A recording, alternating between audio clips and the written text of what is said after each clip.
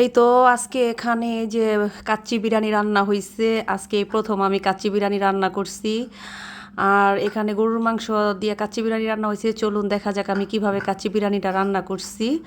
আসসালামু আলাইকুম, আশা করি সবাই ভালো আছেন, অনেক অনেক ভালো আছেন। যে যেখান থেকে আমার ভিডিওটা দেখছেন, বিদেশের বাইরে বাংলাদেশে, সবাইকে অসংখ্য ধন্যবাদ। আর আজকে আপনাদের মাঝে একটা ভিডিও নিয়ে আসলাম, কাচ্চি বিরিয়ানি রান্না করব। এখানে আমি 1 কেজি পরিমাণ গরুর মাংস নিছি। আর এখানে আমি সয়াবিন তেল দিয়ে, তারপর আমি এই যে বিরিয়ানির মশলার আরেকটা প্যাকেট থাকে, যে তেজপাতা, গরম মশলা, তারা মশলা, ওই মশলাটা দিয়ে আমি লবণ দিয়ে পানিটা বসাই দিছি। আর এখানে আমি 1/2 কেজি পরিমাণের একটু বেশি বাসমতি চাল নিছি। আমি প্রায় 10 থেকে 15 মিনিট চালটা ভিজিয়ে রাখছিলাম, রেখে আমি এই যে পানিটা চুলায় বসাই দিছি। আর সাথে আমি ঘিও নিছি। আর গরুর মাংসটা সব ধরনের মশলা দিয়ে আমি এখানে মাখিয়ে নিছি। জিরা বাটা, আদা বাটা, তারপর কাচ্চি বিরিয়ানির মশলা, তারপর আপনার মরিচের গুঁড়া, আর পেঁয়াজ বেরেস্তা, টক দই, আদা রসুন বাটা, লবণ। আর সেই পেঁয়াজ বেরেস্তা করার ভাজা যে তেলটা ছিল, ওই তেলটা দিয়ে আমি সুন্দর করে মাখিয়ে প্রায় বেশিক্ষণ সময় রাখতে পারি নাই, হাতে সময় ছিল না। আপনাদের হাতে সময় থাকলে আধা ঘন্টা রাখবেন। আমি 10 মিনিটের মতো রাখছিলাম। দেখেন মাশাল্লাহ কত সুন্দর মাখানো হয়েছে। 10 মিনিট পর আবার ঘুরে আসলাম। আসার পরে এক সাইড আমার পানিটাও গরম হয়ে গেছে, আর মাংসটা আমি সুন্দর করে মাখিয়ে রাখছি। আর এই যে পানিটা আমার গরম হয়ে গেছে। এখন আমি বাসমতি চালটা আমি হাফ সিদ্ধ করে নিব। 5 থেকে 7 মিনিটের মতো আমি সিদ্ধ করব।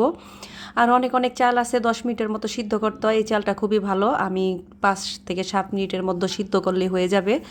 এখানে আমি পেঁয়াজ বেরেস্তাও করছিলাম, আর কয়েকটা আলু আমি জর্দা রং দিয়ে সুন্দর করে একটু ভেজে নিছি সয়াবিন তেল দিয়া। এই তো দেখেন মাংসটা এখন মাখানো শেষ। আমি সাইডে রেখে দিয়ে চালটা আমি এখন হাফ সিদ্ধ করে নিব। আর এই চালটা এখন আমি দিয়ে দিব।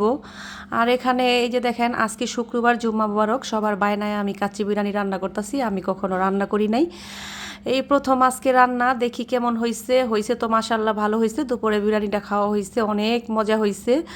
আর এই যে দেখেন চালটা আমি দিয়ে দিচ্ছি। একটু বলক উঠলেই চালটা আমি সুন্দর করে ঝরিয়ে নিব, নিয়ে আমি বসাই দিব।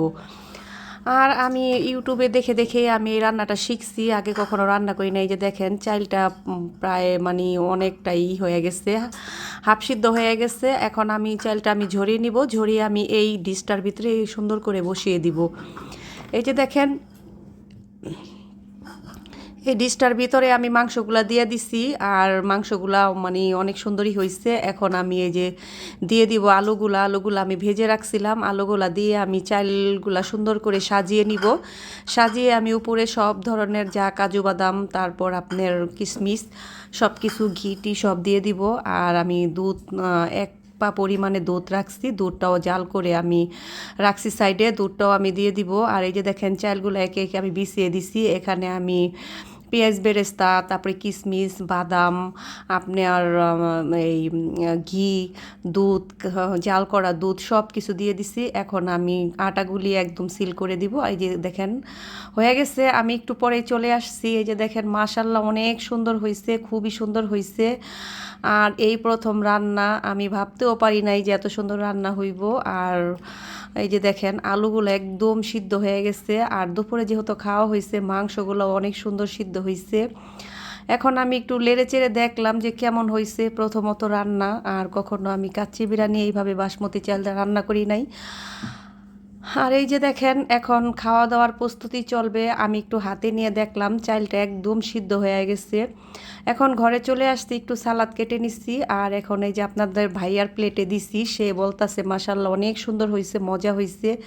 আর মাংসটা একদম ইজি সিদ্ধ হয়ে গেছে, খুবই গরম, হাত দেওয়া যাইতেছে না। আমার মেয়েও খাবে, বসে আছে। সে আজকে অনেক রাগ করছে, তার আজকে নামাজ পড়তে যাইতে দেই নাই। আল্লাহ হাফেজ, সবাই ভালো থাকবেন।